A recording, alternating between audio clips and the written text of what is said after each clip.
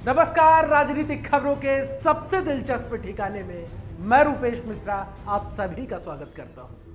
Congress party के गलियारे में यह यक्ष प्रश्न रोज बरकरार रहता है कि आखिर सचिन पायलट की कांग्रेस पार्टी में वापसी किन शर्तों पर हुई है और जिन शर्तों पर पायलट की कांग्रेस में वापसी हुई है वो शर्तें आखिर कब मानी जाएंगी। लेकिन इन्हीं सबके बीच सचिन पायलट ने बड़ा बयान दे दिया है।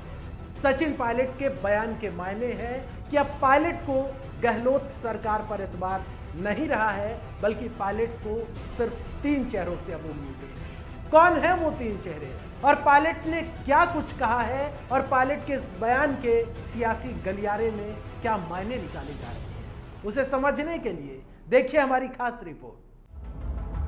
राजस्थान के सियासी रण में चला 35 दिनों का महासंग्राम आलाकमान के हस्तक्षेप के बाद थम गया, लेकिन तरह तरह की चर्चाओं का बाजार अभी भी गर्म है।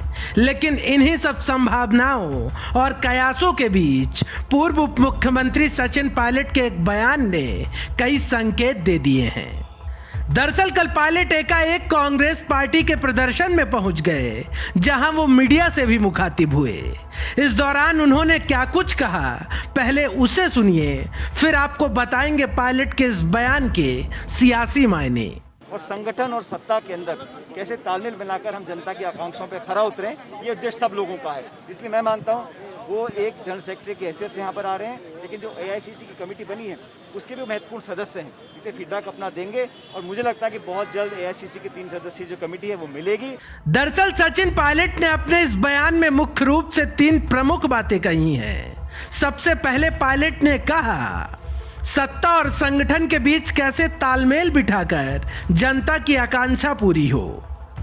दूसरी, सचिन पायलट ने बड़ी बात यह कही जनरल सेक्रेटरी की हैसियत से प्रदेश दौरे पर आ रहे हैं माकन। तीसरी और सबसे अहम बात सचिन पायलट ने यह कही कि 3 सदस्यीय समिति जल्द शिकायतों का निवारण करेगी। कुल मिलाकर पायलट की ओर से मीडिया को दिए इस बयान से साफ होता है कि पायलट को गहलोत सरकार पर नहीं, बल्कि आला कमान की ओर से बनाई गई 3 सदस्यीय समिति पर अब पूरा एतबार है। और मुझे लगता है कि बहुत जल्द एआईसीसी की 3 सदस्यीय जो कमेटी है वो मिलेगी और जो मुद्दे हम लोगों ने उठाए थे उस पर सकारात्मक कार्रवाई करेंगे, ताकि गवर्नमेंट, सरकार, संगठन से जुड़े लोग सबको लगे कि हम बराबर के भागीदार हैं। जनता से अपने जो वादे किए हैं उनको जल्द पूरा करें, क्योंकि 3 साल बाद चुनाव हमको लड़ना है।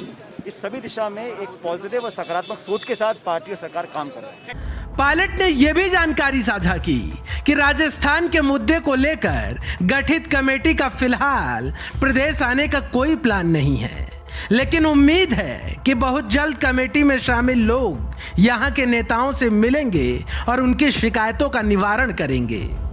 पायलट का बयान साफ तौर पर इशारा कर रहा है कि सत्ता और संगठन में दोनों कैंप की हिस्सेदारी बराबर की रहने वाली है। सत्ता और संगठन में कैसे और कब बदलाव होगा, यह निर्णय भी 3 सदस्यीय समिति की ओर से ही लिया जाएगा। वहीं सूत्रों के हवाले से दिल्ली दरबार से खबर यह है कि कांग्रेस का राष्ट्रीय कुनबा इन दिनों अपनों में ही उलझा हुआ है, इसलिए राजस्थान का दर्द इन दिनों राष्ट्रीय कांग्रेस के समक्ष कोई खास मायने नहीं रख रहा। लिहाजा 3 सदस्यीय समिति के राजस्थान दौरे की संभावना अभी दूर दूर तक नजर नहीं आ रही। Bureau report, the fact India. तो देखिए आपने हमारी खास रिपोर्ट कि कैसे सचिन पायलट ने साफ तौर पर कहा कि जो 3 सदस्यीय कमेटी है वही अंतिम फैसला लेगी कि प्रदेश में क्या होगा। लेकिन ये बात किसी से छिपी नहीं है कि कांग्रेस पार्टी इन दिनों राष्ट्रीय फलक में अपनों से ही उलझी हुई है, या यूं समझ लीजिए कि अब राजस्थान का जो मुद्दा है वो आलाकमान के समक्ष छोटा पड़ता नजर आ रहा है, क्योंकि आलाकमान ही इन दिनों मुश्किलों में है। दोस्तों, कल फिर हाजिर होंगे सियासत की दिलचस्प खबर के साथ। तब तक के लिए नमस्कार।